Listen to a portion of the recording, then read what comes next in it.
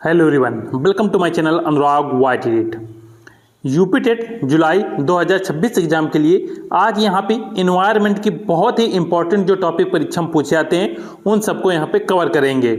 सबसे पहले यहाँ पे देखेंगे पर्यावरण एवं पारिस्थितिकी के महत्वपूर्ण जनक, जो कि परीक्षा में कई बार पूछे जा चुके हैं। सबसे पहले पारिस्थितिकी तंत्र अर्थात इकोसिस्टम शब्द का सर्वप्रथम प्रयोग किसने किया?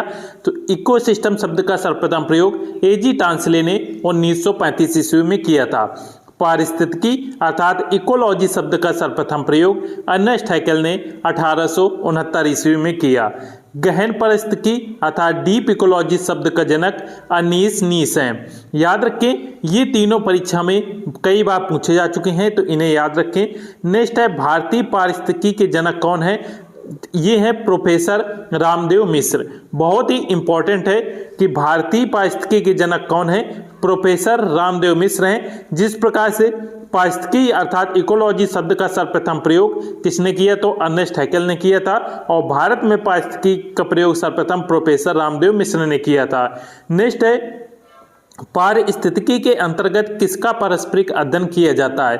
तो पारिस्थितिकी अर्थात इकोलॉजी के अंतर्गत वातावरण और जीव समुदाय का अध्ययन किया जाता है। नेक्स्ट पॉइंट याद रखिएगा कि पारिस्थितिकी तंत्र की प्रकृति जो है ये एक क्रियात्मक इकाई है। ये सभी पॉइंट बहुत ही इंपॉर्टेंट है। नेक्स्ट यहाँ पे हम देखेंगे पर्यावरण की संरचना। पर्यावरण की संरचना आपको समझना अनिवार्य है कि पर्यावरण के अंतर्गत आपको याद रखना है स्थलमंडल, जलमंडल, वायुमंडल और जीवमंडल आता है। जिसमें यदि स्थलमंडल की बात की जाए तो स्थलमंडल में पर्वत, मरुस्थल, मैदान ये सभी आते हैं। और जलमंडल जैसा कि नाम ही है इससे आपको ज्ञात हो रहा है जल किसमें किसमें होता है? नदियों में, तालाब, झील, हिमनद और सागर ये सभी जलमंडल के अंतर्गत आते हैं। और वायुमंडल के अंतर्गत याद रखिएगा क्षोभमंडल, समताप मंडल, मध्य मंडल, आयन मंडल, बहिर्मंडल ये सभी आते हैं। इनको हम आगे डिस्कस करेंगे जैसे जैसे ये क्लास आगे बढ़ती जाएंगी। जीवमंडल के अंतर्गत पेड़ पौधे और जीव जंतु आते हैं। तो ये आपने पर्यावरण की संरचना को समझ लिया है। अब यहाँ पे देखेंगे पारिस्थितिकी तंत्र के घटक बहुत ही इंपॉर्टेंट है। पारिस्थितिकी तंत्र के दो घटक होते हैं, आपको याद रखना है। पहला है जैविक और दूसरा है अजैविक। अब यहाँ पे जैविक के अंतर्गत पेड़ पौधे एवं जीव जंतु आते हैं। और जैविक को तीन भागों में बांटा गया है, जिसमें सबसे पहला आता है उत्पादक, दूसरा है उपभोक्ता और तीसरा है अपघटक। इनको भी हम आगे देखेंगे कि उत्पादक क्या होते हैं, उपभोक्ता क्या होते हैं, अपघटक क्या होते हैं। अभी आप समझ लीजिए कि उत्पादक क्या होते हैं। तो उत्पादक जो अपना भोजन स्वयं बना सकते हैं, ये किसी पर निर्भर नहीं होते। तो उत्पादक के अंतर्गत हरे पौधे और शैवाल आते हैं। उपभोक्ता जो उत्पादक को खाते हैं वो उपभोक्ता के अंतर्गत आते हैं, जैसे जीव जंतु, मनुष्य। उपभोक्ता को भी तीन प्रकार में बांटा गया है, प्राथमिक उपभोक्ता, द्वितीयक उपभोक्ता और तृतीयक उपभोक्ता। ये अभी छोटे छोटे चीज़ें हैं जो आपको समझते हुए चलना है। विस्तार से ये जो टॉपिक आगे आएंगे तो इनको यहाँ पे कवर करेंगे। नेक्स्ट है अपघटक। अपघटक वो होते हैं जो उपभोक्ताओं को खाते हैं, या हम कह सकते हैं मरे हुए जीव जंतुओं को खाते हैं, वो अपघटक होते हैं, जैसे कवक और जीवाणु। इसके बाद नेक्स्ट यहाँ पे देखेंगे अजैविक। अजैविक के अंतर्गत वायु, जल, मृदा, खनिज ये सभी आते हैं, जिसमें से इनमें कार्बनिक, अकार्बनिक और भौतिक तत्वों में इनमें बांटा गया है।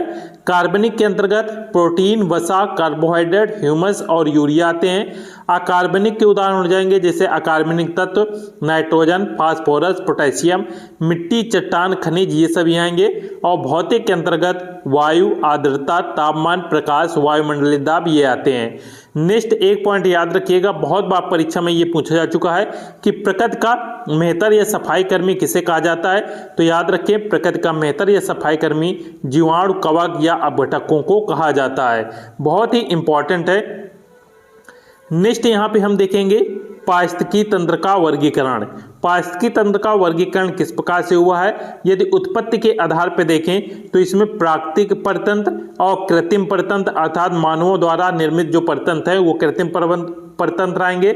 प्राकृतिक परतंत्र के अंतर्गत घास का मैदान, वन, नदियाँ, झील, सागर आते हैं। जो प्रकृति में हमें प्राप्त हुई हैं वो सभी प्राकृतिक परतंत्र के अंतर्गत आ जाएंगी।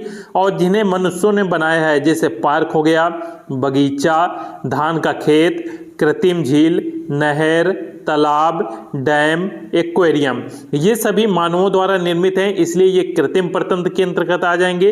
तो आपको याद रखना है कृत्रिम परतंत्र क्या होते हैं और प्राकृतिक परतंत्र क्या आते हैं। नेक्स्ट है आवास के आधार पर स्थलीय पारिस्थितिकी तंत्र और जलीय पारिस्थितिकी तंत्र। स्थलीय पारिस्थितिकी तंत्र के अंतर्गत जैसे घास का मैदान, वन, जंगल जो स्थल में पाए जाते हैं, और जलीय पारिस्थितिकी तंत्र के अंतर्गत जो जल में रहते हैं जैसे नदियां, तालाब, झील, सागर, समुद्र। सबसे ज़्यादा परीक्षा में ये प्रश्न पूछा गया है कि सबसे स्थायी पारिस्थितिकी तंत्र क्या है। तो याद रखिएगा बहुत ही इंपॉर्टेंट है कि सबसे स्थायी जो पारिस्थितिकी तंत्र है वो समुद्र या महासागर है। याद रखिएगा समुद्र या महासागर सबसे स्थायी पारिस्थितिकी तंत्र है। सागरीय पारिस्थितिकी तंत्र सबसे स्थिर पारिस्थितिकी तंत्र होता है। बहुत बार ये परीक्षा में पूछा जा चुका है। नेक्स्ट यहाँ पे देखेंगे ऊर्जा का प्रवाह और नियम। पारिस्थितिकी तंत्र में ऊर्जा का सर्वोत्तम स्रोत याद रखिएगा सौर ऊर्जा होता है। नेक्स्ट है खाद्य श्रृंखला में ऊर्जा का प्रवाह याद रखिएगा एक दिवसीय होता है। खाद्य जाल में ऊर्जा का प्रवाह बहुदिशीय होता है। दोनों पॉइंट याद रखिएगा कि जो खाद्य श्रृंखला होता है इसमें ऊर्जा का प्रवाह एक दिशीय होता है। जैसे यहाँ पे पेड़ पौधों को किसी एक जानवर ने खाया, उसको फिर दूसरे जानवर ने, फिर उसको किसी अन्य ने खाया। किंतु जो खाद्य जाल होता है, खाद्य जाल बहुदिशीय का अर्थ है कि जो पेड़ पौधे हैं उनको विभिन्न प्रकार के जानवरों ने खाया और उन जानवरों को फिर से यहाँ पे बहुत से प्रकार के अन्य जानवरों या पशु पक्षियों द्वारा इस प्रकार से खाया गया और उनको फिर किसी और ने खाया इस प्रकार से। अर्थात एक चीज को बहुत सारे जानवर या जीव खाते हैं तो वो खाद्य जाल के रूप में यहाँ पे बनते चले जाते हैं। जैसे जाल से आप समझ सकते हैं मकड़ी का जाला होता है, वो क्या होता है इस प्रकार से चारों तरफ इस प्रकार से फैला होता है। उसी प्रकार से जो खाद्य जाल होता है वो भी चारों तरफ से फैला होता है, इसलिए इसमें ऊर्जा का जो प्रवाह होता है ये बहुदिशीय होता है। नेक्स्ट है सभी पारिस्थितिकी तंत्रों में ऊर्जा का पिरामिड सदैव होता है। तो सभी पारिस्थितिकी तंत्रों में ऊर्जा का पिरामिड याद रखिएगा सदैव सीधा रहता है। नेक्स्ट है और इम्पॉर्टेंट है कि 10% का नियम किसने दिया। तो 10% का नियम याद रखिएगा ये दिया था लिंडमैन द्वारा। ये क्या होता है कि खाद्य कड़ी के प्रत्येक स्तर पर उपभोक्ता संचित ऊर्जा का 10% अपने शरीर भार में रूपांतरित करता है और ये नियम दिया था लिंडमैन ने 1942 ईस्वी में। तो 10% का नियम ये कहता है कि जैसे किसी पेड़ को कोई किसी ने खाया तो उसकी जो ऊर्जा है वो 10% इसमें जाएगी। उसी प्रकार से ये जो दूसरा जानवर था इसको किसी और ने खाया तो इसकी सिर्फ 10% ऊर्जा आगे जाएगी। इस प्रकार से ये लिंडमैन का नियम कार्य करता है। अर्थात जैसे यहाँ पे 1000% इसकी ऊर्जा थी तो 10% आगे जाएगी तो इसकी 100% बचेगी, फिर आगे जाएगी तो 10% बचेगी और आगे जाएगी तो मात्र 1% रह जाएगी। तो इस प्रकार से ये ऊर्जा कार्य करती है और 10% का नियम दिया था लिंडमैन ने, ये आपको याद रखना है। नेक्स्ट है खाद्य श्रृंखला। यहाँ पे समझेंगे खाद्य श्रृंखला। अभी आपने देखा था खाद्य श्रृंखला का जो यहाँ पे ऊर्जा का प्रवाह होता है वो एक दिवसीय होता है, अर्थात एक दिशा में चलता है। और खाद्य श्रृंखला का क्रम है उत्पादक, उपभोक्ता और अपघटक। सर्वप्रथम उत्पादक आएंगे, उसके बाद उत्पादक को खाने वाले उपभोक्ता और उपभोक्ता को खाने वाले अपघटक, या कह सकते हैं मृत जीव जंतुओं को खाने वाले अपघटक कहलाते हैं। घास का स्थलीय परतंत्र यदि यहाँ पे हम देखें तो घास एक क्या है उत्पादक है और इसको किसने खाया, इसको टिड्डा ने खाया। तो टिड्डा क्या हो गया यहाँ पे उपभोक्ता का कार्य करता है। टिड्डा को मेढक ने खाया, मेढक को सांप ने खाया और सांप को गिद्ध या बाज ने खाया। तो ये एक क्रम में चलने वाला घास स्थलीय परतंत्र है। नेक्स्ट है जलीय पारिस्थितिकी तंत्र। जैसे शैवाल को जलीय पिस्सू ने खाया, जलीय पिस्सू को छोटी मछली ने, छोटी मछली को बड़ी मछली ने, बड़ी मछली को बगुला, बतख, सारस ने खाया। तो ये यहाँ पे इसलिए इम्पोर्टेंट है कि ये जो क्रम है ये क्रम आपको याद रखना है।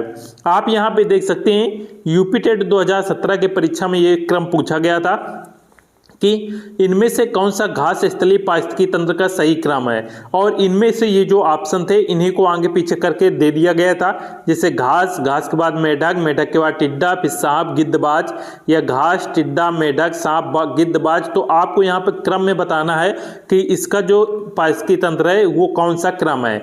तो ये आपको याद रखना है कि घास को टिड्डा खाता है, टिड्डा को मेढक, मेढक को सांप, सांप को यहाँ पे गिद्ध या बाज खाता है। ये यहाँ पे खाद्य श्रृंखला का ये क्रम है। और जलीय परितंत्र यदि जल में पूछा जाए इसका क्रम, तो शैवाल, शैवाल को जलीय पिस्सू खाएगा, जलीय पिस्सू को छोटी मछली, फिर उसके बाद इसको बड़ी मछली, फिर इसको बगुला, बतख या सारस खाते हैं। तो ये क्रम आपको याद रखना है, परीक्षा में डायरेक्ट इससे प्रश्न बनते हैं। नेक्स्ट है जलीय एवं आजीविकी घटकों में संबंध स्थापित करने वाले अपघटक होते हैं। ये पॉइंट आपको याद रखना है। नेक्स्ट है प्रकाश संश्लेषण। प्रकाश संश्लेषण के जो कारक हैं वो याद रखिएगा। प्रकाश संश्लेषण में कार्बन डाइऑक्साइड CO2, जल अर्थात H2O, सूर्य का प्रकाश, तापमान और पर्णहरित ये क्लोरोफिल उपस्थित होता है, जिसमें कार्बन डाइऑक्साइड और जल को सूर्य के प्रकाश और क्लोरोफिल की उपस्थिति में यदि क्रिया करवाई जाती है तो हमें ग्लूकोज, जल, ऑक्सीजन और ऊर्जा प्राप्त होती है। ये यहाँ पे ये जो रिएक्शन है इसको आपको याद रखना है, इससे भी परीक्षा में प्रश्न बनते हैं, तो इन्हें याद रखिएगा। नेक्स्ट है सूर्य के प्रकाश में 7 रंग होते हैं, इसमें लाल एवं नीला प्रकाश संश्लेषण में सहायता करता है। तो विबग्योर जो होता है इसको यहाँ पे सूर्य के प्रकाश में 7 रंग होते हैं, इसको इससे याद रख सकते हैं विबग्योर, ये यहाँ पे ट्रिक होती है। अब यहाँ पे देखेंगे विश्व के घास के मैदान जो कि परीक्षा में डायरेक्ट पूछे जाते हैं इनसे। सबसे पहले देखेंगे उष्णकटिबंधीय घास के मैदान, अर्थात गर्मी में जो घास के मैदान है उन्हें देखेंगे। नेक्स्ट है पहला है लानोस। लानोस याद रखिएगा कोलंबिया और वेनेजुला में है, कंपास ब्राजील में, सवाना पूर्वी अफ्रीका में, सेल्वास अमेजन बेसिन में, पार्कलैंड नामक उष्णकटिबंधीय घास पर याद रखिएगा अफ्रीका में, हाथी घास सवाना बायोम में।